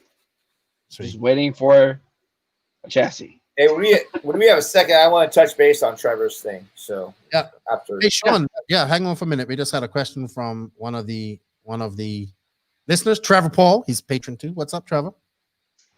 The Ronat should be set up like Loretta Lynn's Loretta. Loretta's not even drinking beer. Loretta's area quals, regional quals, then Nats, but with a pro class and a amateur class, not 200 classes like Loretta's or other big races. Yeah, I agree. I think there should be. And actually, I was listening to Rip, Jason Reynolds' podcast, and Chuck Kleinhagen, who is the president of Raw. Sorry, I have it right. He said they're looking to do 4 races next year or in the future to qualify for the Nationals, which I think will be great. This is what I was talking about with Clayton earlier. This is that I didn't invite you, unfortunately, Keenan, so I apologize on that. But this is where they had all the manufacturers together, and we've been on a conference call with everybody, and it's now setting up. How do you get a provisional in case you have a family member die, or you get hurt where you can't travel? Let's say Mayfield, he finished like 24th at Nationals last year. Right. Mm-hmm. So they're talking about top 20 automatically get an invite. So now Mayfield's out. So now Mayfield goes to his regional. Let's say he gets sick, can't go. And then something happens at the other 4. He should be. Well, they can kind of battle that with. if you are a past national champion, you could automatically be in. Right. But I mean, okay, Seth Van Dalen, let's use him. You know, type of guy. Like he should be in there no matter what. But so manufacturers would get so many, like one provisional that you could use on your guy to get him into the top 80. So that makes sense. But yeah, no, there's some stuff going with that, which I'm excited about. You know, that's good. Maybe we get some people it's not easy. Yeah, that's what I felt like. They've actually, there's a couple guys that have been dealing with it on the road side, actually want to make it better. Good. Well, I'm not going to give them too much shit now. All right. A little more credit now. I'm going to have to keep giving them some shit so they change. Except they should never have had the on-road fucking nationals this year. They should have not. It should have Man, asterisks. Because that money, that race, I guarantee did not break even. Where I think they have A-scale national. They had 100 entries? I don't think they did. Oh, I don't think they did either. They barely not trying to step on anyone's on-road toes here. But I mean, nationals for on-road cars haven't been that big lately as of late anyways. So I don't think they've ever been. I mean, I remember seeing 12 scale barely having a heat one time on carpet nats or something like that. They had like maybe 6 cars. Like, touring car heyday, I mean, they did well, but like that's been 15 years now since that's gone away. Well, I think in Europe on road, I think Europe and Asia on road is bigger, and especially like in South America, it's that GT class, which is real popular, but it doesn't seem to be as popular in America, unfortunately. But hey, we got national championship, like Germany. I think Germany and Switzerland into it. I think Italy, it's big, really big, and France. I feel like in European countries, the on-road stuff is still okay. Yeah, they race a lot in Europe. So, and in Asia, Asia's really where the 8 scale is really big. I think. And that's where a lot of money is. So, but the GT class, I'm getting a GT car. The GT class, like the one that's based off the 8 scale chassis, off-road chassis, that's growing. That's big in South America and all through the Caribbean. I have one here, and I'm getting one. I'm gonna go to Steel City and run it. Yeah, there you go. And yeah, it's good stuff, man. I still love watching those cars I feel run. like I'd kill an 8 scale. I think I feel like anything. I'd kill an 8 scale in a matter of minutes. That's how I feel about it. I feel like the minute it shifts, I'm gonna pull the throttle stick and it's gonna crash. Right. Well, I think that's it for tonight, guys. If you have anything else you want to say, it looks like Caitlin wants to get cracking, and bored. So she's all right. She's doing okay. She's fine. She needs to smile, Caitlin. She's like, don't tell me to smile. You. She can't hear you, by the way. Oh yeah, she can't hear me. I thought she might have been listening. No, because then we get that weird delayed sound. All right. Right. All right. Keenan said you have to smile more. Oh, it's just my face. I always look angry. You look like they wanted to kill me earlier. She's totally cool. She's chilling. Sweet. But anyway, guys, Tim, I want to appreciate your time coming on the podcast. I greatly appreciate it. Thank you for having me, man. Good luck with SWORKz, everything that you're doing, and Camden. Good luck with the US Open. Check them out. If you was on the fence, go, because there ain't many big races, and this is going to be fun, and you're going to have fun there in El Paso. Trust me, I know. And Wally, thank you for your time. We probably won't be back until after the 100th episode. We have that coming up next week, so come if everybody join in. Joseph's going to be with us. We're going to do an actual live podcast. I don't know how it's going to work. Nice. But with Joseph, cool. The last time he got live, I had to mute him. I was going to say. Oh yeah, you got it right. Nailed it. Huge. Yeah. So Smoker, you to come in. We need to get the 3 philosophies from Smoker. Thank you everybody for tuning in. I greatly appreciate it. Thank you to everybody that called in. Thank you to all the NNRC squad around the world, all the patrons on Patreon that support us. Shout out to all the awesome companies that support us. They are Tekno RC that bought you the NNRC Hotline, RCMX, Beach RC, Rob's Oil for all your AMSO products, Manscaped.com. Sean, have you got your lawnmower 3.0 yet? No, I need to get a lawnmower 3.0. Don't forget to use that promo code. And Oh, I will. I appreciate it, man. Put my wife to work. There you go. Mine. Whoa. Barber, I hate to say this, but my barber cut my hair. He came to my house and cut my hair, and then he shaved my back. I know that's gross, but he did it. He offered to do it. I said, sure, go ahead. I don't mind. Not with my landscaper, not with my manscaper. Shout out to Papa Willie's Traction Tonic, NNRC. You got a discount code there. Sun City RC, that's the host of the US. Shout out to JQ Threads, Wally Buds, my buddy Zach Thompson. Check him out. Clean freak. I know I messed everything up. And shout out to Connor Ahlers of Duluth Cranes. Remember, everybody, nitrous to glory, but e-buggy pays the bills. And if you ain't grinding and sliding, I guess, thank you. And see you guys next week for one more thing. What happened? You say Wally Buds? It sounds like I'm now a dealer. I know. I don't know if that's quite right, but maybe it's 2022's new business endeavor. I'm sorry. You're in California. You can have a dispensary. Yeah, I mean, you're right.